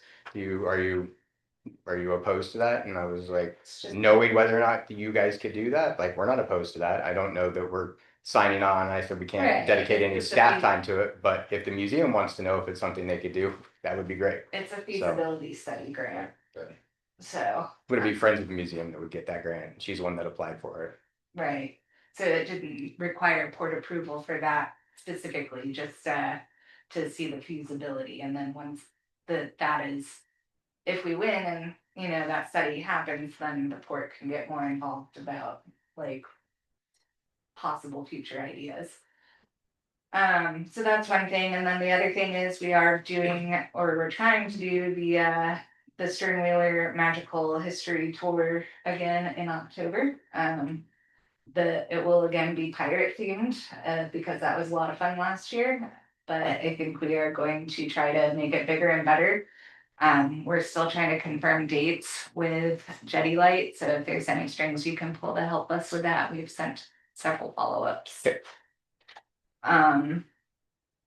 But yeah, if anybody wants to volunteer or donate anything for the raffles and silent auctions, we are accepting donations. So that's everything I have. Awesome. Related to mountain bike, on that, I'm happy to report that there is a series of rides hosted by River City Bicycles, and they choose different trails and they organize big events, big rides to go out there. And they have a plethora of trails to choose. They chose to come to Cascade Locks, and this occurred last weekend. It was a really big turnout, really big event. I have to say this was not driven by our local volunteers or through our efforts. It actually was, I would say, a testament to how Cascade Locks is starting to become known as a bicycle destination. A lot of people are excited about riding out here. And just for the fact that they've had the ability to put these events, and they do a 3-series location of way. In other words, every other month or every month, they choose a different trail system to host these big events. They chose Cascade Locks, so that's a big shout out to what we've been building here. So that's a big success story to see that happening. Also been receiving a lot of individual comments from people that know that are involved with the Easy Climb and the new skills area that's being built out there. And it's like, yeah, I took the kids out there and they had so much fun. It's like, oh my God, so I'm getting a lot of positive feedback on that project. And just as an update on that, it's in dormant mode right now, waiting for some moisture so that we can do the finishing work. There's still a split rail fence we need to install. We need to install some signs out there. So that'll all kind of kick back up when we get some more moisture. So, but anyway, it's I'd say 80% done, and we're already people are using it and getting a lot of glowing reviews. Also, there's a coach instructor that wants to actually do educational, or is doing. I don't know if she started yet. Did she start her concession? But she's reached out to the Port of Cascade Locks, to the admin team, to get approval to actually run some coaching training out there. So once again, another validation of the success there. Now it's actually employing somebody to, to job creator, and in addition to recreation. So it's a multifaceted success. So that's all I've got at this point. That's awesome. Oh, I'm nothing to add. So I just will say, I mean, I'd be interested in, doing some of these trips or not, but Yeah. it would be beneficial. I mean, I don't know what I don't know yet. Yeah. Gonna introduce myself to DC. What do you do? Yeah. Big deal. Yeah, all's well. I'll just soak it in. Yeah, one other last thing I forgot to mention is that the port team did an amazing job with 4th of July. I spent a lot of time talking to all the different folks helping to manage the setup and prepping of the property and greeting our guests and traffic control and all that. And so I shook a lot of hands and showed a lot of appreciation, and they were all, even late in the process of this, still had smiles on their face and enjoying what they're doing. So I think it's a good representation of what the port offers our community. I think the team is solid and doing a great job. And by the way, congratulations on the Thank you. Yeah, that 4th of July was awesome. Yeah. The vendors and everything. Just said music, turnout. Yeah, I thought it was really cool. Okay. I forgot one thing on my subcommittee report that kind of ties to both committees. The museum just was awarded a grant for creating a new Bridge of the Gods exhibit. And that exhibit is in early spring next year going to be featured at the Capitol building. Oh, cool. For, I think a few weeks. I don't know the exact duration, but once it's done, so they're funding the creation of the exhibit, and then displaying it at the Capitol, and then it gets to come back to our museum. So we get to have it for our celebration. I'm not really sure what the exhibit's gonna be yet. How's you put the rendering of the bridge that Yeah. We're getting all sort of attention. Did you see the cutaway during Major League Soccer that came to the Bridge of the Gods? Did you see that? Care of Genevieve's. It was awesome, right? That was Genevieve's husband that did that. Got that footage and got some great firework footage as well for next year. So that was pretty cool. That's cool. You saw that. And then we also got that travel to Oregon video they did on Easy Climb. Yeah, Yep. cool. Yeah, that was a great promotional. Yeah, yeah, really cool. saw Travis was doing his drone and he was giggling like a little kid. Yeah, oh, yeah. And so much He was fun. so excited. Like fireworks, and Yeah. talking about the stationary lighting and stuff that was at the port. He says, otherwise, it wouldn't have had perspective. He said, Yeah. those stationary lights, so when he was rotating around the fireworks, he says, oh, it was so cool because those lights kind of gave you perspective that you were moving. He says, the lights weren't there, you wouldn't have even noticed that the drone was going around the Yeah. fireworks. But Yeah. he said, man, that was just like, he said, oh, darn, this is so much fun. Which is funny because he started Yeah, that night with, I 4th of hate fireworks. He's like, I'm ex-military. We don't really get down on fireworks. But I think he changed his tune Yeah, a a little lot bit. of fun. So, yeah, 4th of July was fantastic. Thank you to all the hard work that was evident in how everything came off and how smoothly the traffic went and everything. Yeah. So it was, yeah, it was a good time. As I've said, I'm out at the Easy Climb every day. The dog insists on it. Yeah. And we typically run into people who are running and or to my dog runs into them. She sees somebody 3 trails over running and she's like, I gotta go for it. And, but do they allow e-bikes on the Easy Climb? Easy Climb, yes. That's Huh? Easy Climb, yes. Okay. Climb trails that's on Forest Service land. Forest Service doesn't really want Okay. e-bikes, but people are out there riding. Have some friends who they're like, they got tires like this big, they're like mountain bike e-bikes. And I thought, yeah, I'm pretty sure you can take the Easy Climb on it. I'm showing all the pictures to my phone and going, it's a fun place, you would have a blast. So anyway, but yeah, no, that's also saw the trail setup they're doing with the skills course. And I thought, wow, this was much more than I was anticipating when I went on my hike and went, wow, that's like crazy. I was waiting for my dog to just jump off the end of that. But it's like a free fall thing. It's called free fall or something. It's like there's like a part where the trail just shoots straight down. Yeah. It'd be fun to see that when you get a bunch of riders out there. Yeah. Yeah. Oh man. Yeah. So great. Really appreciating more and more all the amenities our community is getting with Climb Trail and the other things that are happening.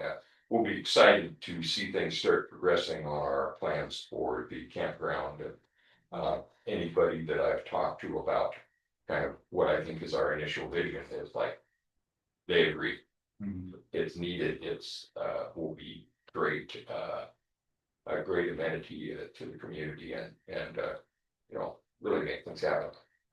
That's all I have. One other go back, I'm Yeah, sorry, yeah, yeah. remiss to not mention it, because I forgot I had a couple constituents come up to me after or on 4th of July asking about alternatives to fireworks again. I think every year it's a conversation that comes up, and I did a little bit of research, because I know out on the coast, I think it was Lincoln City that did a drone show. Yeah. And I was looking at all the comments and how much it costs, and the little drone show, 15-minute drone show they had was like $70,000. Wow. I was like, holy moly, that's definitely out of our purview. Not, and it had mixed reviews, because people were watching, they have their spots for the fireworks, and if you are at a certain angle, you're not going to see the show. You have to kind of look at it from straight on. So there was some mixed reviews with that, but one of my ideas was perhaps, because I know Lake Oswego does a laser light show, and it's something maybe we could at least test out for the Bridge of the Gods Centennial Party, as a trial. Like, it's not 4th of July, we're not taking away people's fireworks, but if we can price out a laser light show for the Bridge of the Gods Party, maybe that could be fun. Synchronized swimmers and I think that's cool for that to. certainly. Okay. Yeah. I think that's awesome. That's actually awesome. So, yeah, I think that, just wanted to throw that out there. Throw out some different ideas. I like synchronized swimmer. You know, sparklers and be swimming out in. Anyway. So, When's our centennial party happening? weekend of September 20th, in 2026. Next year. Still here out, yeah. Yeah. All right. Where are we at? Executive director report. So I do some recruiting for commissioners. It's part of my job, especially if nobody's running. And I told Travis, I was like, it's an hour. Like the meetings are an hour. He's like, dude, what did I sign up for? So I promise you, this is one of our fuller ones. We'll. We did have a. It has been a month since we. Okay. Well, and Yeah. always the meetings, that way you can have about. All right. Order meetings. So if I am out of town, that is an option. Yeah, it's an option to Zoom, and this is something that I commend this commission on. Your guys' attendance is extraordinary. The amount of meetings that you guys attend and the amount that you miss. We can do business without a commissioner. Albert's not here, we're doing fine, right? So it's not the end of the world. I know you guys want to be here because your hearts are in this and you're dedicated to it. But I also know that these first couple of years, man, you guys haven't missed hardly anything. So thank you for that, but also, geez Louise, don't burn out. It has been a month since we've seen you, so we are going to cruise the executive director's report, give a chance for staff to give you some updates. Let's kind of zip through it. Okay. But yeah, we're going to go ahead and start with Parker. Okay. Well, you guys can read everything here. We've kind of touched the big ones here. We had a surprise visit from FDA potable water folks, and that ended up going very smoothly. We did a whole bunch of prep for the 4th of July. The 2 weeks leading up to that was really just a lot about prepping for the 4th of July while also trying to keep the other things that we take care of maintained. And that was a lot of what you guys saw. It was rope lines, cutting, trimming grass, making sure everything was getting watered super heavily, prep firework area for the firework folks, made sure we had supplies, porta potties, everything like that. And the team did an excellent job. It was the smoothest one I've seen yet, and I think largely in part because of the weather, but also we just have a well-oiled team and they worked very well together. So I thought it was very great. I need to have Jordan Bartelmes Forster. Jordan Bartelmes Forster. Mhm. I'd like to welcome him to our team as a seasonal maintenance worker, and he's been a wonderful addition. And it's been really nice getting some extra stuff done. We had a successful replacement of the maintenance shop canoe club roof, and as well as the house 2 roof, both of which showed signs of leaking over the winter. House 2 roof was still those old cedar shingles. And the maintenance shop, we had been chasing a leak around there through most of the year and ended up finding a pretty big rotten area, and it was great to get it done and have it be done with. So that would be maintenance shop. All of the buildings up to the museum, including the museum, have new roofs now. And so I think that sets us up for the years to come. I would say that is the big ones there. I'll let On the last bullet, how do we prevent drivers from doing donuts and managing our parking lots? that's Cameras. one. Cameras. Cameras out there would do it. It would take a decent investment. I've kind of gone down the rabbit hole of talking to Derek about getting power and the correct Wi-Fi out there. It would be a lift for us. But Like, what's the cost analysis versus how much we pay to fix damaged parking lots? the big thing would be getting power to would be a new power transformer that would go to one of our storage areas near Freem 2. Or it would be kind of between Freem 2 and Dennis's maintenance shop there. And it would Like be you really like the amount of infrastructure, it would be a big project. We could put cameras up that would see like we would go and see damage was done, and then we could potentially go and see who came out of the park, but we would never have footage of them actually just doing the damage. So it'd be like, yeah, it would would you be going through a day's worth of cars and being like, it was probably those guys. We see them a lot. like it would be nice to have some visibility out there just generally. So getting a camera that's maybe mounted to Flex 6, that's mounted to Flex 5, that's hooked up out at the rock quarry somewhere, that's more likely than getting one that's actually down by Herman Creek or up by, I mean, even Herman Creek. Live cameras where, What's that? like solar powered or? Yeah, so we've gone through a few stages of doing wise cameras and doing game cameras, and we kind of ran through all of those options. So the game cameras all got shot. They eventually found them and shot them. Um, we also run into issues with it comes on these small little discs. Then we're out there switching these discs, and then it's like, okay, who is the person that's responsible for the disc switching, and then going through X number of days of footage and finding that particular. If we get a camera system, and this is something that we are getting some new cameras. This was something you guys approved a while back. It's taking a while to happen. I'll talk more about it in an executive session because it does have to do with the security of the port. I'll talk about location. I'll talk about those things. It's not happening yet, but I'll update you on it.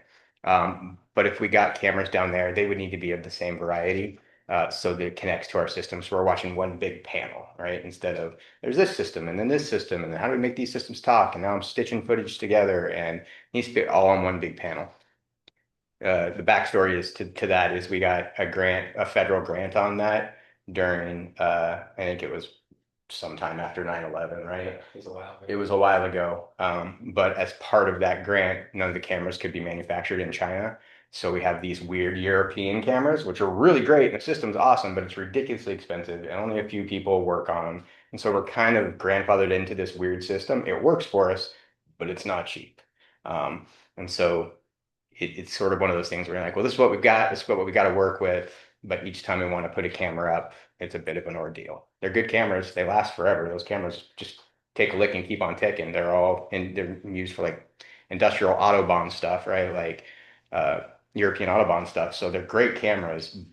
A little overkill for maybe out in business park, but still has us chasing multiple systems versus going into Parker's office and being like, hey, show me the business part. Okay, cool. Now show me this. Now show me that. Now show me this. We can watch that car move through town, come across the bridge, go into the park, go down here and see those things. So Has this been an issue? Like, Ongoing for years. for years. Yeah. We just had a car roll out there. When was that, Chief? Week ago. Yeah, we go. Week ago. That's an easy way Was to he catch you. doing donuts in the Well, now that gravel and rolled over? No, he was using excessive speed trying to get to Easy Farm. Rally out there. And so they do. They got it, yeah. And we've trespassed people from the park that we've found that are doing it. We recently trespassed someone over a year ago. Yeah, but we've still seen the issue arise. I think it's groups of people that, maybe multiple users that are The guilty. the cheaper solution is probably to work for grants that allow us to improve that as a public space and get it paved, especially down there to Herman Creek. If we can figure out a way to help somebody else pave all the way down to the Herman Creek fishing area and really spend donuts. A little different going out to the easy climb because there's still some potential development this commission will do out there. And you don't want to put a road in a place where you might put something else. So Cool. Thanks for the info. I'll let you. Okay, I'll just do real quick, let you know that we're 90% through our accounting system modernization project. We have migrated to QuickBooks Online, and we have linked QuickBooks Online with our accounts payable system, which is bill.com. Marina and Co staff will be out this week training on both the accounts payable and the accounts receivable side on really task by task what the workflow is. So we'll be able to report to you really our time savings and any other changes to the record keeping that is related to that, but we're really, really excited about it, and it's all looking really good. We already talked about 4th of July. Thank you for our sponsors earlier in the meeting, but again, also just want to say to the maintenance crew and the events crew that it was just a really, really well done production this year, and everybody was happy and working really, really hard, and being happy and working hard at the same time, you know that things are going well. On the grants side, I wanted to let you know that we have received payments from our awarded Oregon State Marine Board grant that paid for the overlay and the asphalt and the striping of the marine park, as well as U.S. Forest Services, the boat launch. Oh, yeah. Sorry. And the U.S. Forest Services cost share for the Climb Trail project, we've received that. We today submitted our final report on the Climb Network grant with the completion of the last segment by the NWTA volunteers. Thank you, Ted and Andy, for that. It's the Diluvian connector was the last missing piece, and that is done. And so we've submitted that report, and we'll have our final payment for that grant in the next month. And then let's see. Also wanted to mention that we have onboarded our seasonal events worker, Nikki Adler, who was here for a really big 200-person wedding, her very first weekend working, and she killed it. It was amazing. And she was here also for 4th of July. So we are really, really happy to have her. We're working on a new entrance sign to the Marine Park with updated rules and safety warnings. We're going to try to get that done in the next month, and you'll see a press release issued also probably next week that will recap the grant awards made and provide notice for the workshop that we'll be doing for the debrief for the program. And that's it from me for right now. Cool. Ted's point, Trisha Shales, she was the one that is doing some of the classes out there at the Easy Climb. She came to us and was looking to do some of that. It's not something really that this commission has had an opportunity to review on what we're going to do with public recreational spaces that people potentially want to run a business out of, whether it's guiding or trail bike lessons, things of that nature. So I kind of had slowed her down a little bit and said, oh, we'll have the commission look at this. I reviewed some of the things that like the Forest Service does. Me and Ted talked. He reminded me that, Forest Service does this types of things all the time. So I did start to look through some of that stuff. I was able to find some precedent of it before. Otter and Osprey did some canoe rentals out there. So we went off what they did. It's a really small fee that we're asking for at this time. We'll see if it gets up and running, but she's starting now in the middle of July. So I didn't want to come up with something that was, outlandish or larger, especially when we spent half of her season just trying to get her a solid answer on it. So she's going to meet back with us at the end of the season, I think sometime in October, and talk about how it went, right? Did she get enough people that this is a viable business? And then we'll sit down with this commission and say, how do we want to approach that, right? What are we doing? It was interesting. Me and Janetta had a conversation. She was like, hey, there's a person, they want to do this thing. I think there's going to be some camps or some stuff. I was like, it's a camp, then it's an event, just go ahead and do it. And then she was like, no, because she's going to do a guide. And I was like, yeah, oh, wait, a guide. No, that is me. Okay. So had to call her, but how we actually approach that, we'll need to look at it. It's certainly not as easy and straightforward as one of our buildings that we lease out to a tenant. So that's something we'll have to look at, but we're excited about it. People are using the trail system.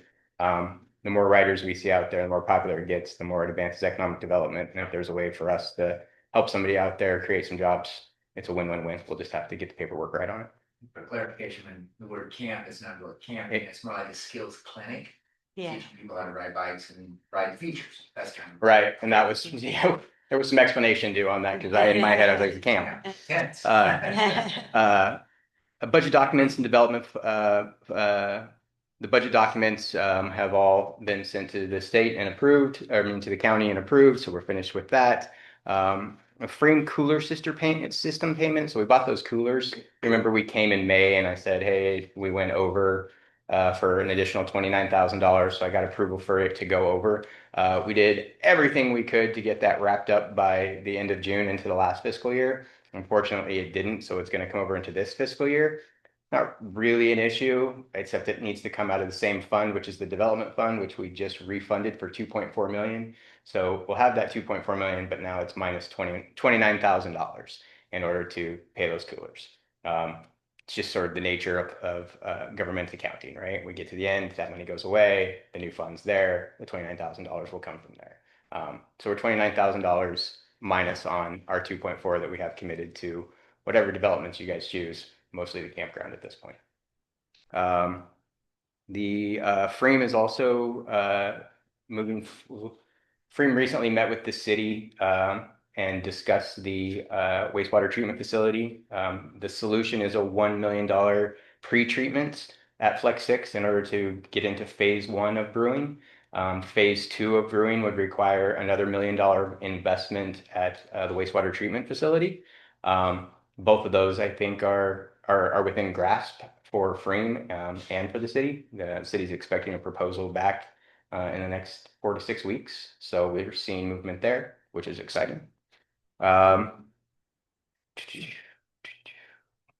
Campground, so a little update on that. I'm putting together a roadmap on that, as well as phases. So just generally the way it's going to lay out, and again, this is just a draft. We'll bring the next one to, I'll bring the finalized one to you at the next meeting. But phase 1, feasibility and conceptual design completion. Phase 2, public outreach and regulatory engagement.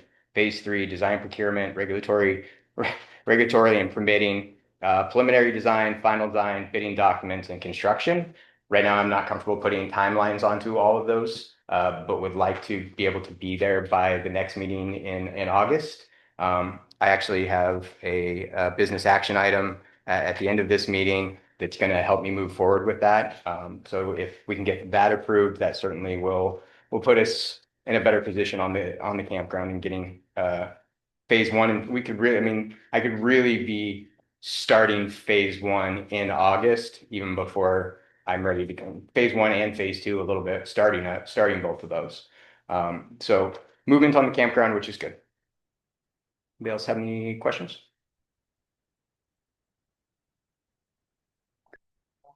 Maybe for the board. Yeah. All right, business action items, add and remove bank signers. All right, yeah. 5.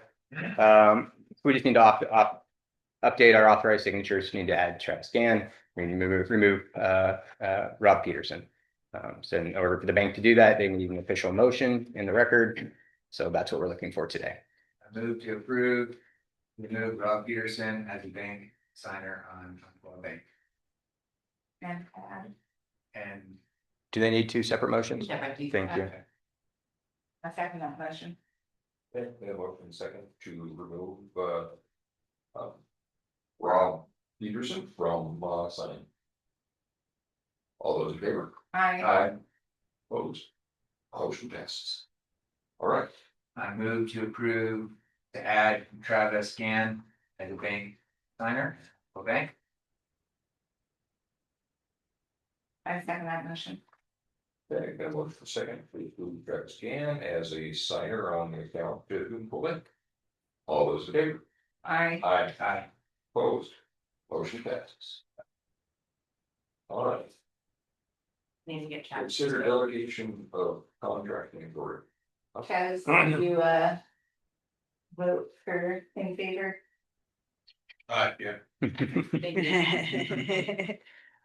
Yes, so authorization for executive director to approve and execute contracts related to the campground development. Currently in the procurement handbook for the Port of Cascade Locks, I have the ability to direct appoint qualified professional service contracts under $100,000, which means it's under $100,000. I can select the contractor that I would like to work with under a specific project, whether it's a campground, whether it's our bridge engineer, whether the insert here. Part of that also says that Section 2. Grants the executive authority to approve and execute contracts up to $50,000 without commission approval, which means if there's one that goes over $50,000, I have to bring it to the commission. So what I'm asking for here in relation just to the campground project is allow me to continue to select contractors up to 100,000, but also execute that contract with them.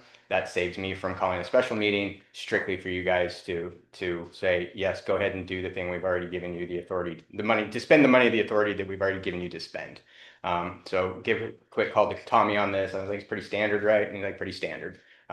I've specifically limited it to this project, so we can put an end date on it if we want to. Did we put an end date? On project completion. On project completion. So this was some of what I was talking about earlier, where like right now I'm talking to a number of different consultants that are going to be required in order to advance this project. One of them is the market and feasibility study, preliminary design, and then some conceptual drawings, some of the stuff that we're going to need for public outreach. I'm also looking at a project manager that we've worked with in the past, right? That knows all of our properties as well as the infrastructure that's within them. I can get him started on some of the regulatory stuff, finding out what it's going to mean if we need to rezone these things. Rezoning of industrial land is going to require some paperwork on our side. Who is it? DLCD, DLCD. Department of Land Conservation. Thank you. Department of Land Conservation is going to have to be involved with that. There can only be so much industrial land in the state of Oregon.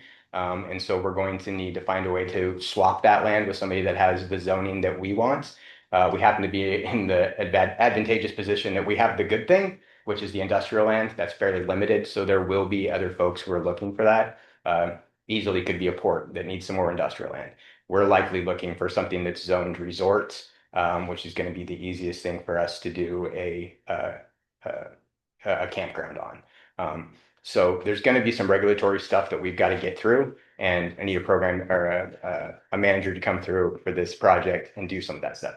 I'm getting to the spot now where I can get some of these things moving, but it's like in the next week or two. So in order to take some of this burden off, I can get some of those things moving. That was something that this commission directed was, hey, let's not let government slow this down. We want the project. We've hired you to oversee this. I can do the work, but I need to have the freedom in order to be able to bring on the parts and pieces to put this puzzle together. So that's what I'm looking for on that one. And then you were saying about putting a timeline on it, do you think? Yeah, timeline. Done by the end of this year? Yeah, no. So then Next 3 days? that's part of what. Nice try. Yeah, right. That's part of, I have sent out, and I don't feel confident enough in the timeline that I've sent out to the people that I am interested in working with on this project to say that it's actually feasible. The people that I've talked to that are like, yeah, we're not interested in doing the project have all said that's really aggressive. So I think I will hear back that it's aggressive at 18 months, which is what I've said, 18 months to completion. They're telling me that's fairly aggressive. However, that's also working with a government agency, and you guys have given me the authority and the direction not to let that be something that slows this down. Build the campground, right? It's not rocket science here. And so, yeah, and so, that's some of what this is saying I can do these things and we can move forward in that direction. We can maybe build a campground in 18 months the way that private industry would, but we've got to peel back some of the governmental stuff in order to do that. Otherwise, it's waiting a month for you guys, bringing a special meeting, bringing you 3 contractors, explaining why we went through these 3 ones, which one we selected, me saying this is the one I think we should go with, you guys giving the approval. All those things slow it down and also increase the price, right? People who know that these projects are going to move at a certain rate, they start to say, well, this is going to take up X amount of my time. How many times do I go in front of these commissions? So it gives me a little bit of leverage to go in and say, no, I want it now, right? I don't need it in a week. I was like, I'm looking to hear from people back that can take this project on and are ready to do it. I'm also been very particular that I don't want to work with agencies that are professionals at doing studies, right? I think there's a lot of people that are qualified to go out there and say, oh, they need a feasibility study on a campground. We could do that. That would fall under our umbrella of feasibility studies. I really want to work with consultants that specifically build campgrounds, know the industry, know the amenities, know what people want. And if we go out to bid, we're going to get a lot of the usual suspects on this stuff, but people are like, we're great at feasibility studies for government agencies. We can definitely do this for you. And it's like, yeah, but do you really know whether we need the turn-throughs? And do those turn-throughs bring X number of people? And does the swimming pool actually matter when it's only open 3, right? So some of those things that people who have actual campground experience can tell us. So that's been a particular drive in some of the consultants I've been trying to talk with and work with. So that was another slight update on campground, but. I move to authorize the executive director to approve and execute contracts and contract amendments up to $100,000 per contract without additional commission action solely for professional services, including feasibility studies, market analysis, conceptual design, project management, engineering, permitting, bidding, support, and construction administration necessary to advance the campground development project. All contracts executed under this authorization shall be reported to the commission monthly with a stated end date of project completion. So we will have, I guess I'll wait for a second. Second. So I was in the second to do all that. I'm the salesman, you don't talk after it's sold. Yeah, I won't repeat this but it is for yeah. So we consider delegation of contract authority.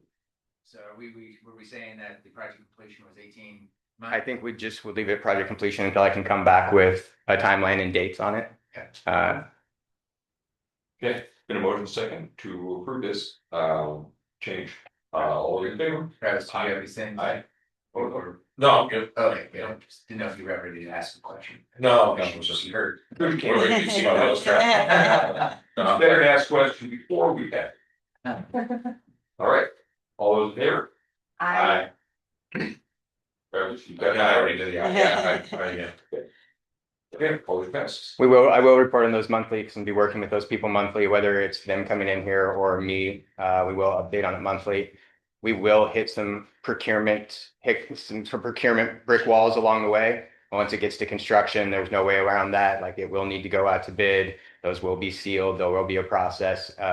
Final design will be the same way. Some of this early stuff we can be quick through, but this doesn't mean that I can just select who's going to build the campground or do some of the big heavy projects that come later with the big price tags on them. So as much as I can do to make this be fast, I will, but just know that we are going to hit some spots where it's got to slow down. You guys will be involved with these consultants throughout, especially when it comes to some of the preliminary design stuff, some of the conceptual drawing stuff. You'll be working with them directly in these meetings, giving them feedback. I'm excited. Awesome. You already got contractors in mind, but do specifically do that. Yeah. Yep. So we will be going into executive session shortly. I'll go ahead and read this, and then we will take a short recess so we turn the air back on. And you don't die.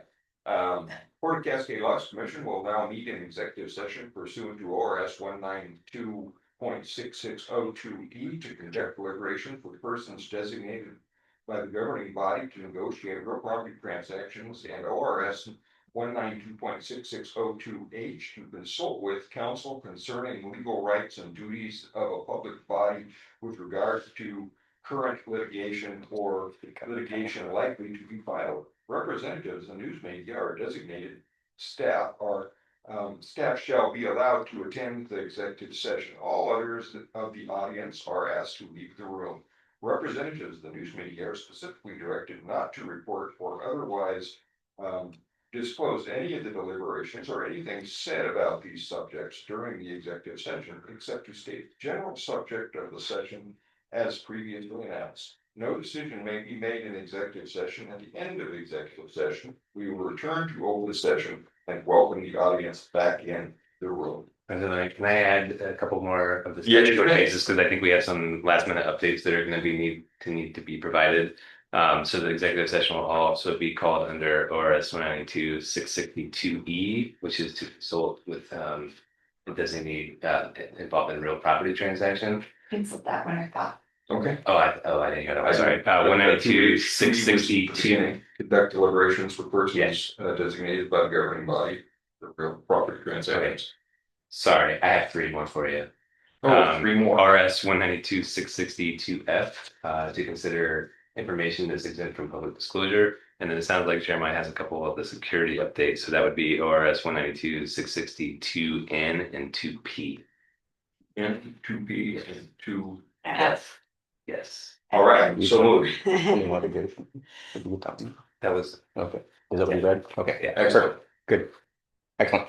Okay, We will take a very short recess. Yeah. Turn it on the air and we'll. Look at radios. Thank you. We're back. There's nothing to come before the commission, and as that is the case, I will say goodnight, everybody. We are adjourned. Thank you very much. Thank you, Tommy.